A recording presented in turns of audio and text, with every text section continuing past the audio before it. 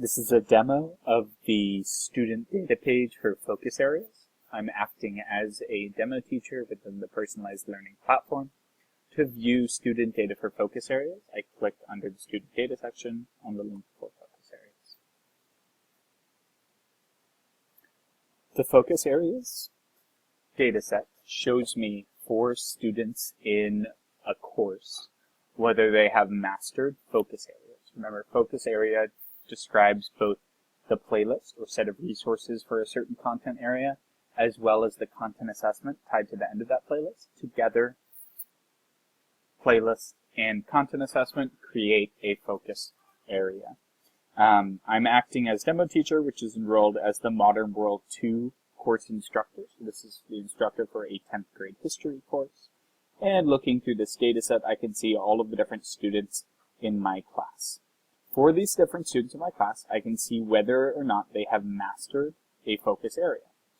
Right now, this was taken at the end of a school year, so a lot of these students have already mastered most of the focus areas for the year. Coming down to the bottom, there's a few students who haven't for the additional focus areas.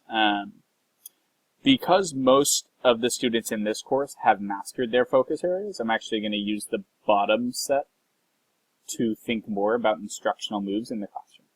So as a project time instructor, my primary concern is working with students around cognitive skills.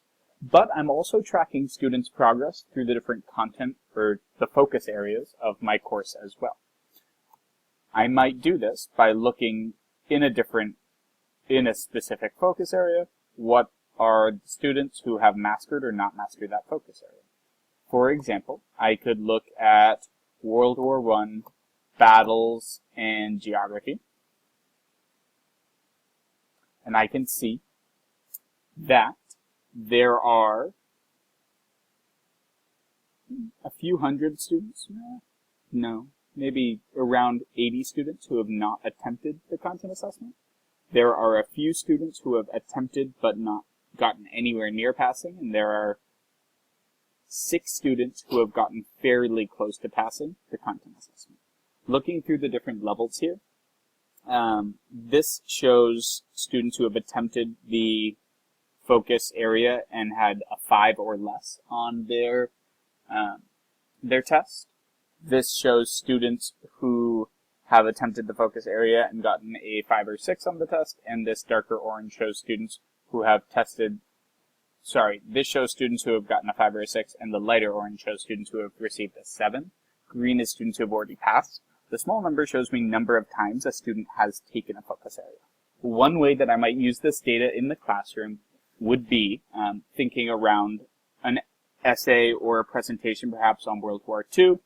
If a student is in my course and is presenting material and is designed a presentation for themselves, I might encourage that student to present on World War II battles and geography if they have not passed this focus area, because that will give them an opportunity to explore this material as they're preparing for the project, especially if we're talking about a power focus area, because keep in mind, a student needs to pass all power focus areas in order to pass my course. So every opportunity, for example, Carrie here hasn't passed a lot of these and looks like she's gotten close on World War I, nature, and cost of war.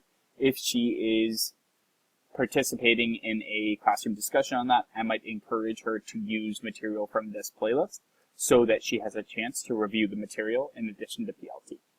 Another way that I might use this data as a classroom instructor is to consider, for a different content assessment or any given content assessment, by student, how many times a student is taking a content assessment. For example, I see here many students who are taking content assessments the appropriate number of times, meaning that, for example, Addie Descartes has taken content assessments normally about 2 times and passes on the second try. Occasionally it's taken her 4 times.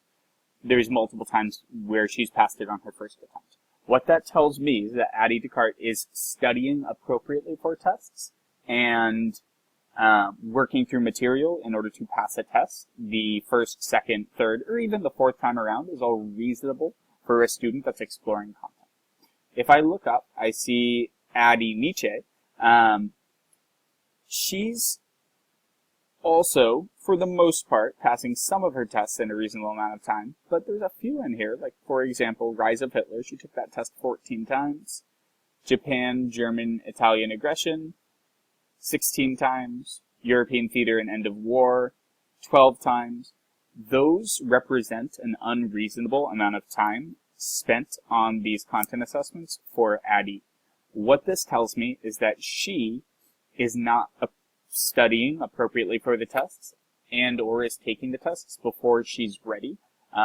I would, as a teacher, want to work with her around test-taking strategies and knowing when she is ready to take a test, as well as some study habits as well. Those are the ways that I would use this focus areas data sheet.